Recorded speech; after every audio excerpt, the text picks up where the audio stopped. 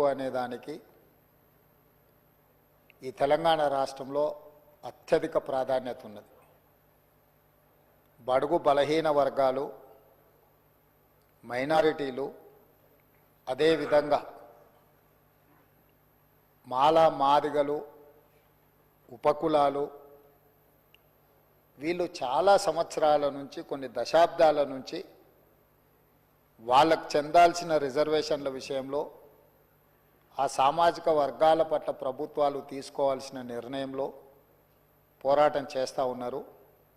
ఈ పోరాటాలకు సంబంధించి కాంగ్రెస్ పార్టీ ప్రభుత్వాన్ని ఏర్పాటు చేసి ప్రజాపాలన అందించిన తర్వాత దశాబ్దాల కాలంగా అపరిష్కృతంగా ఉన్న ఈ సమస్యల్ని పరిష్కరించాలని పట్టుదలతో కార్యాచరణను తీసుకొని ఫిబ్రవరి 4, 2024 నాడు మంత్రివర్గంలో ఆమోదింపజేసుకొని ఈరోజు తిరిగి మంత్రివర్గంలో ఆనాడు నిర్ణయం, ఈనాడు నివేదికను మంత్రివర్గంలో ఆమోదింపజేసుకొని ముందుకు వెళ్ళే క్రమంలో ఈ ఫిబ్రవరి 4కి ఎంతో ప్రాధాన్యత ఉంది. అందుకే ఈ ఫిబ్రవరి 4ను తెలంగాణ సోషల్ జస్టిస్ డే కింద తెలంగాణ రాష్ట్రంలో ఉన్న బడుగు బలహీన దళిత అదేవిధంగా మైనారిటీ వర్గాలకు దశాబ్దాల కాలం అపరిష్కృతంగా ఉన్న సమస్యకు మంత్రివర్గము, ఈ సభ శాశ్వత పరిష్కారాన్ని చూపించింది. ఈ శాశ్వత పరిష్కారాన్ని ఆయా వర్గాలు తెలంగాణ సోషల్ జస్టిస్ డేగా జరుపుకొని మనందరం కూడా అందులో పాల్గొంటే ప్రతి సంవత్సరం ఈ ఫిబ్రవరి 4ను మనం గుర్తు చేసుకోవడానికి అవకాశం ఉంటుంది అధ్యక్ష. అదేవిధంగా ఇంత గొప్ప కార్యక్రమాన్ని కార్యాచరణ రూపంలో అమలు చేయడానికి మంత్రివర్గ సహచరులు, మంత్రివర్గ ఉపసంఘం, ఉన్నతాధికారులు ఎంతో శ్రమించి చాలా కట్టుదిట్టమైన ప్రణాళికతో ఈ మొత్తం వ్యవహారాన్ని అంతా కూడా ఒక చట్టబద్ధత కల్పించే కార్యక్రమాన్ని తీసుకొచ్చినందుకు వాళ్ళందరినీ కూడా అభినందిస్తున్నా.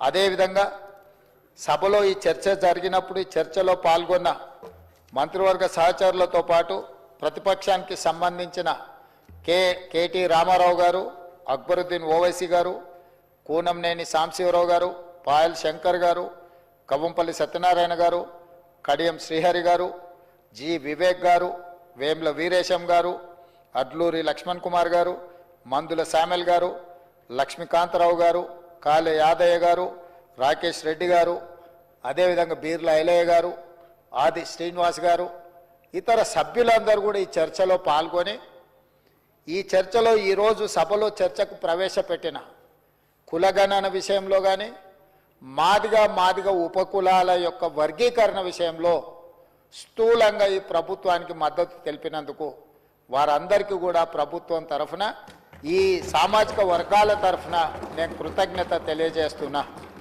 సభ్యులందరూ విజ్ఞతను ప్రదర్శించి ఈ సమస్యను శాశ్వతంగా పరిష్కరించాలని, చాలా జటిలమైన సమస్యకు ఈ సభ ద్వారా పరిష్కారం చూపించడం జరిగింది. అధ్యక్ష, మీరు అధ్యక్షుడిగా ఉండి ఇంత ముఖ్యమైన కార్యాచరణను సభను సజావుగా నడిపించి సభ్యులందరికీ అవకాశం ఇచ్చి ఇందులో చర్చలో పాల్గొనే విధంగా ఈరోజు మనం ముందుకు వెళ్ళినాం.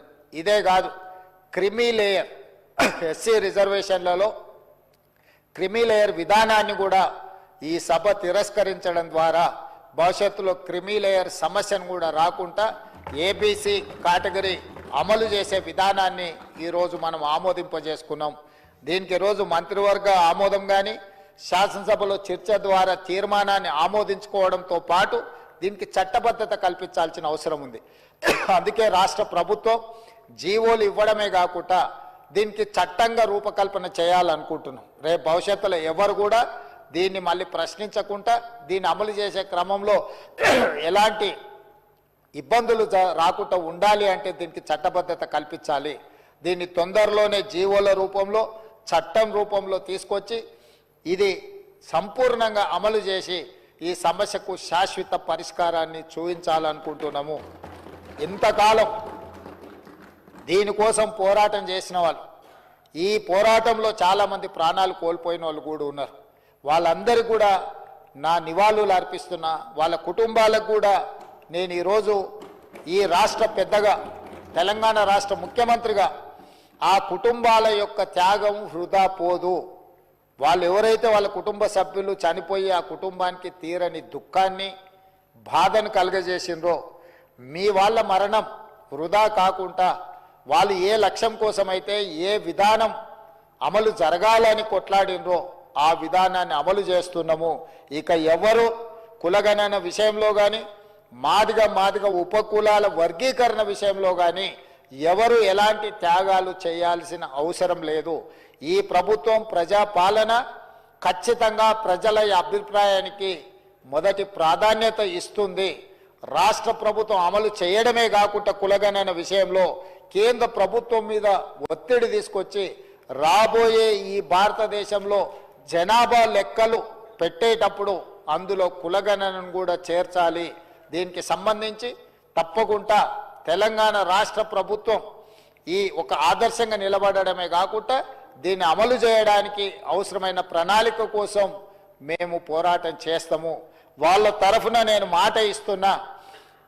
బలహీన వర్గాలకు సంబంధించిన కులగణన విషయంలోనే కాకుండా మాదిగ ఉపకులాల వర్గీకరణ ఇతర రాష్ట్రాలలో కూడా అమలు చేయడానికి అవసరమైన సహకారాన్ని తెలంగాణ రాష్ట్ర ప్రభుత్వం అందిస్తుంది.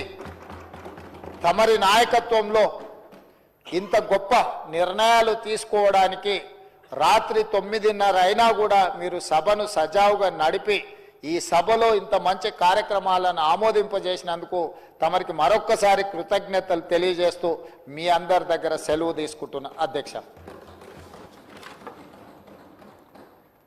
With the consent of the House, I urge the House sine die.